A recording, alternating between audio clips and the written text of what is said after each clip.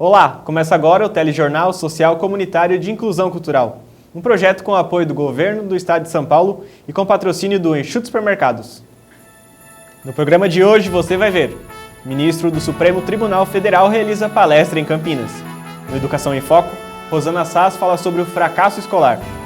Secretaria de Cultura de Cosmópolis promove o curso de musicoterapia. Palestra sobre o futuro acadêmico é realizada no NASP de Engenheiro Coelho. E a agenda cultural com os principais eventos da região de Campinas. Tudo isso você confere agora no TJ Cultural.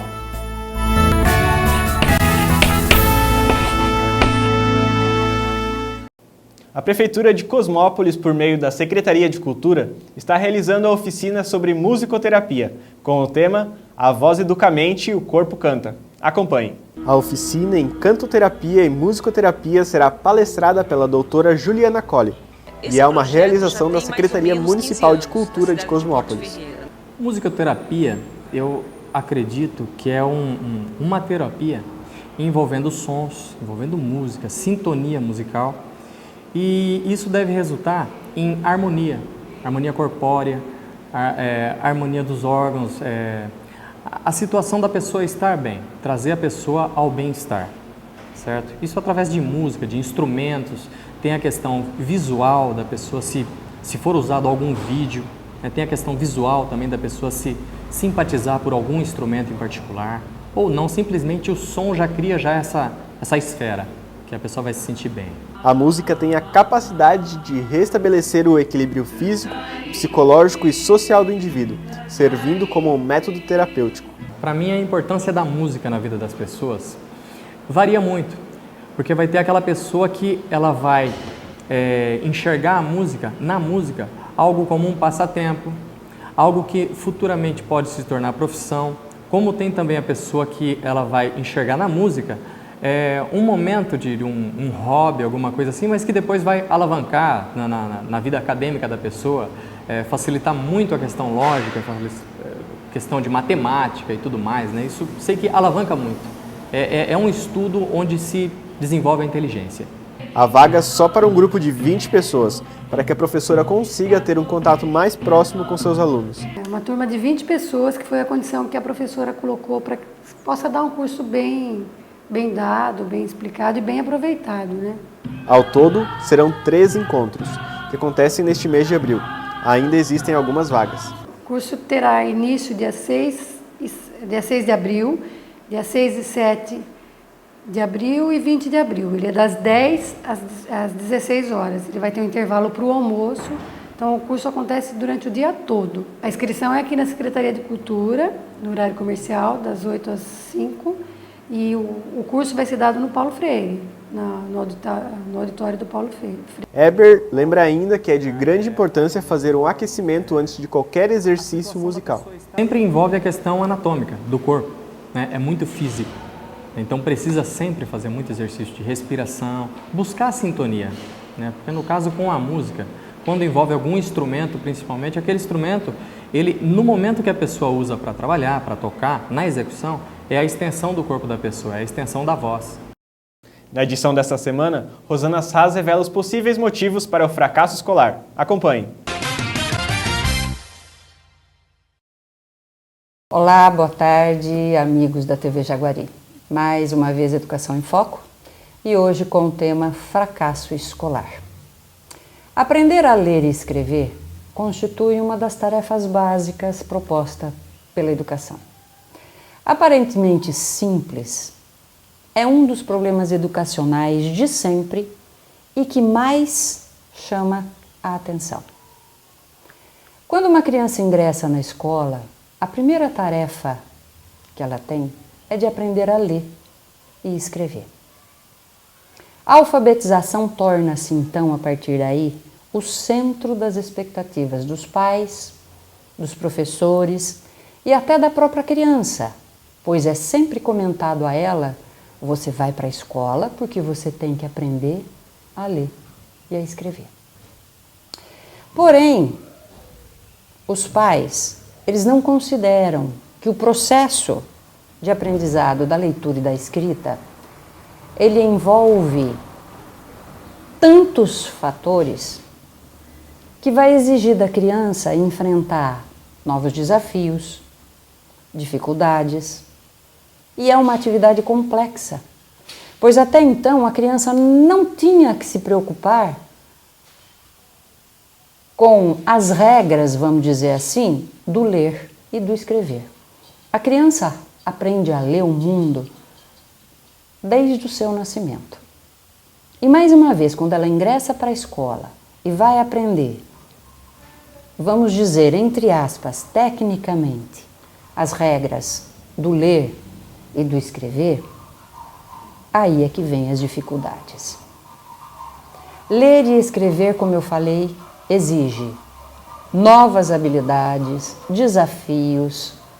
É uma tarefa complexa, difícil, e nesse processo, quando a criança não consegue atingir as expectativas dos pais, dos professores, julga-se e até conclui-se que a criança tem problemas.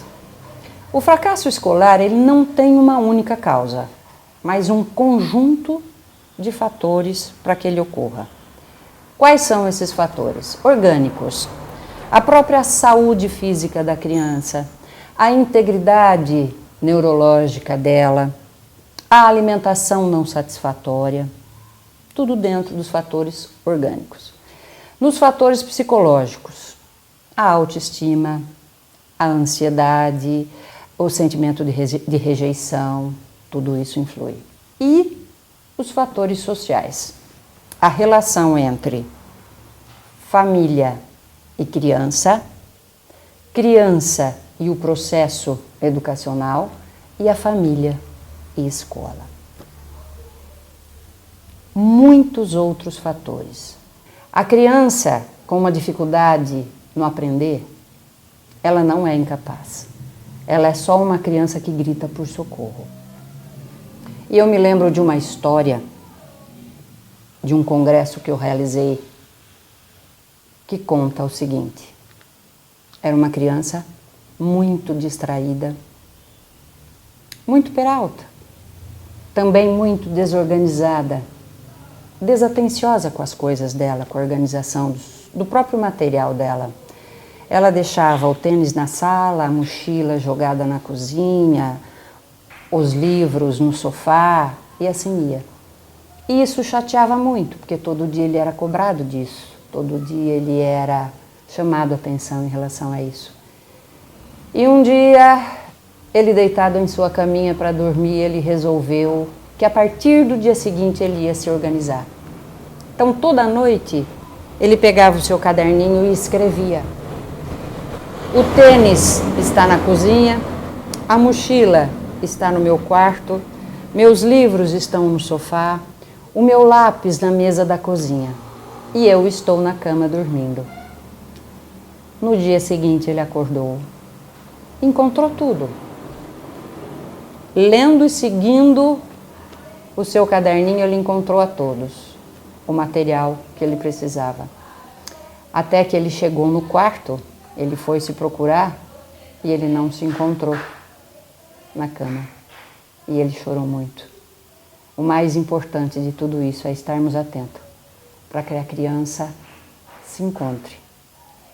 E o fracasso escolar, junto com a atenção dada ao processo de ensino por parte da instituição, da sociedade e o acompanhamento dos pais, ela vai vencer.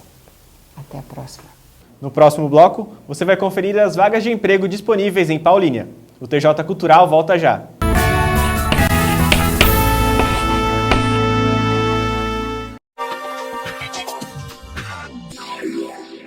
O governador Geraldo Alckmin participou do encontro com prefeitos e anunciou a liberação de 2,46 bilhões de reais em investimento para as prefeituras. Os 645 municípios de São Paulo, prefeitos, prefeitas, vices, vereadores, lideranças municipais, lançando um grande programa de parceria e cooperação Isso beneficia muito a nossa população de São Paulo. Município é governo local, está mais perto, enxerga o problema do povo, convive com ele, diminui as distâncias administrativas, sociais, políticas. Alckmin ainda destacou o investimento no Portal da Transparência. Serão 2 milhões para a implantação do serviço em todo o estado. O objetivo é divulgar para a sociedade as informações produzidas pela administração pública. Nós temos um portal do governo. Aliás, São Paulo foi premiado como o estado mais transparente do Brasil entre os estados brasileiros. Que você tem todos os dados, desde salário de funcionário, tem tudo. Desde salário do governador até quem é aposentado, pensionista, você tem licitação, é tudo transparente. Nós vamos oferecer aos 645 municípios o portal da transparência com toda a retaguarda da Corregedoria Geral do Estado. Os outros investimentos anunciados são para as áreas de educação, saúde, saneamento e recursos hídricos, logística e transporte, desenvolvimento social, agricultura e abastecimento, meio ambiente, habitação, direitos da pessoa com deficiência e Fundo Social de Solidariedade.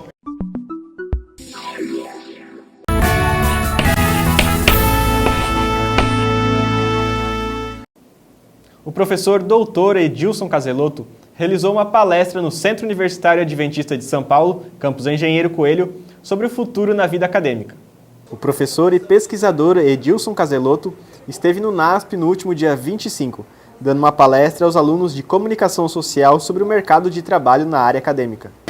Eu vejo que tem crescido o interesse, sem nenhuma pesquisa muito formal em relação a isso, mas eu percebo que em torno de 10 a 15% dos alunos de cada turma da graduação, principalmente no primeiro ano, já demonstram uma tendência à vida acadêmica. Isso se reflete nos programas de iniciação científica, que vem crescendo a busca para programas de iniciação científica, que é o primeiro passo de uma vida acadêmica. O aumento no interesse dos alunos da graduação em seguir carreira na área de pesquisa acadêmica é favorecido devido à segurança financeira da profissão, aponta Caselotto. O que eu acho é o seguinte, cada vez mais os graduandos na área de comunicação, eles percebem a carreira acadêmica como uma possibilidade concreta, como alguma coisa que está ao seu alcance, como alguma coisa que não é nada do outro mundo e que não é chata e que não é... Antigamente havia o seguinte provérbio, né? Quem sabe faz, quem não sabe ensina. Hoje isso tem acabado, as pessoas estão percebendo que estudar comunicação pode ser uma coisa tão interessante quanto fazer comunicação.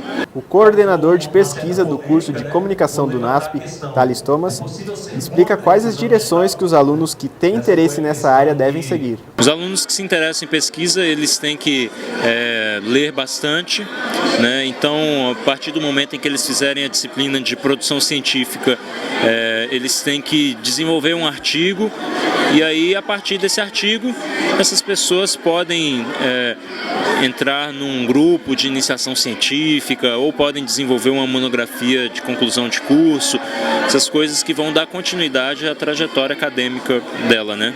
Na palestra, o professor Edilson Caselotto também deu orientações de como o aluno deve se preparar para ser um profissional de sucesso na área acadêmica. Não tem fórmula como nenhuma outra área, a única coisa que eu acho é você tem que gostar de ler, gostar de escrever, gostar de batalhar um espaço para publicação, gostar desse ambiente da vida acadêmica. A vida acadêmica ela tem uma coisa que é de um lado muito introspectiva, você faz a sua pesquisa muito sozinho, mas você precisa publicar, você precisa discutir com seus pares, você precisa dar a público a sua pesquisa. Então ela tem esses dois movimentos. Eu acho que o bom profissional é aquele que faz bem esses dois movimentos.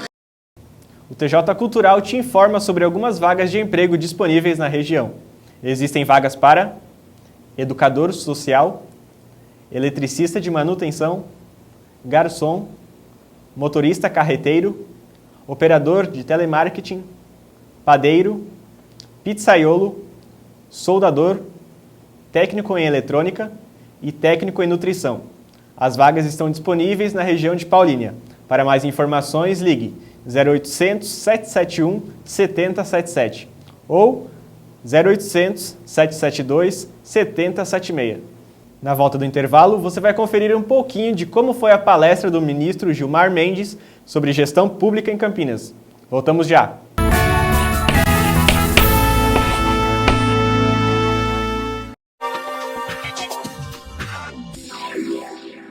Único fio de cabelo e tudo pode mudar para os peritos da Polícia Científica do Estado de São Paulo. Durante uma investigação, são as peças do crime que contam a história. Na vida real, diferente das famosas séries de TV, é preciso tempo e muita paciência para montar o quebra-cabeça. O Estado de São Paulo possui a maior estrutura de polícia forense da América Latina. Entre os casos de morte solucionados de maior repercussão estão alguns que mobilizaram o país: famílias Nardoni, Richthofen e Matsunaga. E cerca de 85% do atendimento realizado é em pessoas vivas. A Polícia Científica de São Paulo, ela vai desde o atendimento de um local de crime, o atendimento do que é recolhido nesse local de crime e o atendimento do corpo ou do cadáver ali existente. Todo esse material vai sofrer um tratamento por um perito, quer seja perito criminal, quer seja perito médico-legista. No meu caso, eu sou uma perita de linha, perita de atendimento de local de crime. E nós vamos então ao local do crime, ainda preservado pela polícia, para proceder ao exame pericial. Dr. Jorge Pereira de Oliveira é médico-legista e trabalha no Instituto Médico Legal desde 1976. A função do médico-legista é produzir provas nos casos de morte violenta e como diagnosticar a causa-morte. Caracterizamos a lesão, o tipo da lesão, ou seja, o dano à saúde, para que o agente seja responsabilizado. Além de profissionais qualificados, modernos equipamentos auxiliam na resolução de crimes no estado de São Paulo. Alguns exemplos são o software Fred, responsável por fazer análise em computadores possivelmente adulterados, e o Batvox, um software de identificação vocal. Outro importante avanço técnico é o acesso de 17 estados da federação ao CODES, um banco de dados com perfis genéticos para a localização de criminosos. Porque onde há uma polícia científica bem estruturada, pode ter certeza, a democracia e a cidadania estão garantidas.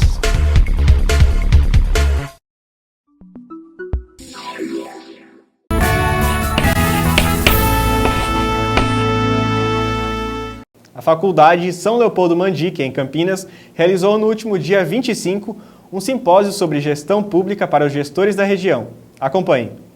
O simpósio As Novas Práticas em Gestão Pública foi realizado para dar início às atividades do Núcleo de Estudos em Gestão Pública.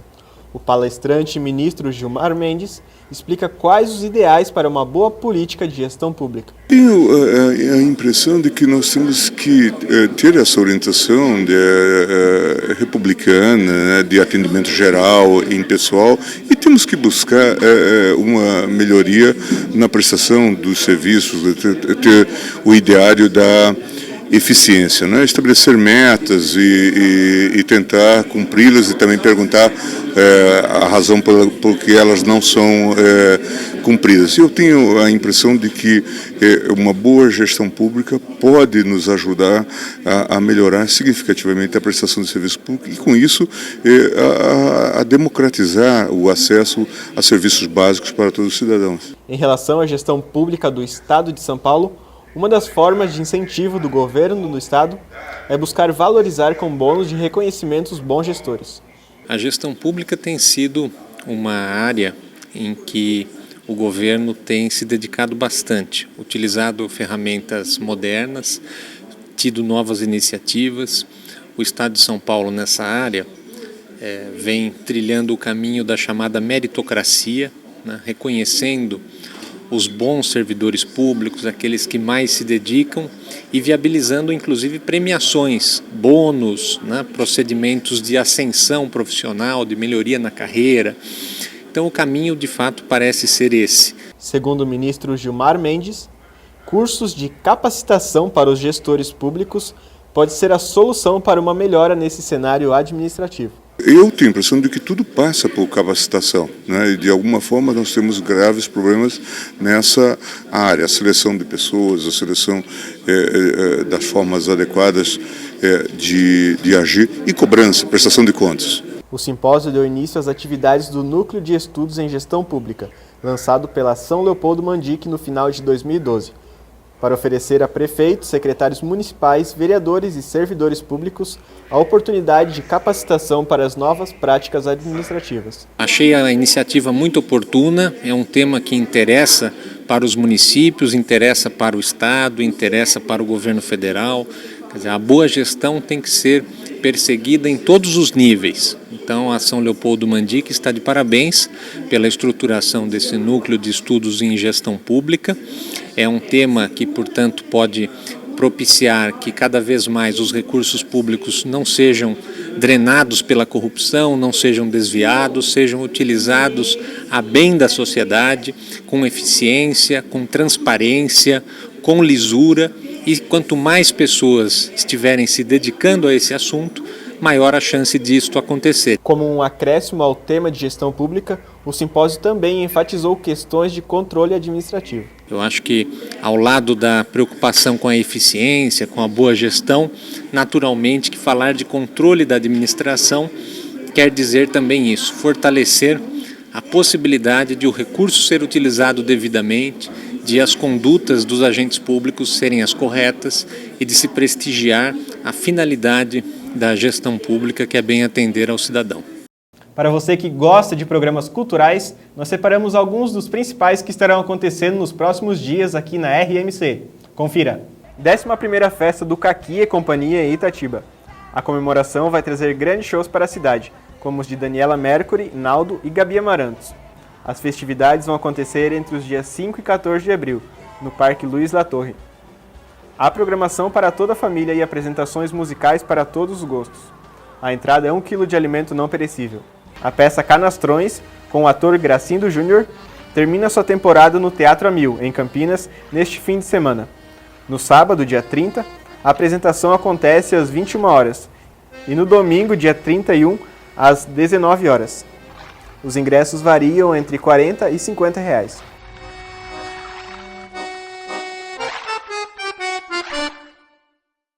Pré-estreia do filme Entre Vales, de Felipe Barcinski. A exibição acontece no Teatro Municipal de Paulínia, às 20 horas. A trama traz uma história que aborda a fragilidade do homem e sua capacidade de se recriar. A entrada é gratuita.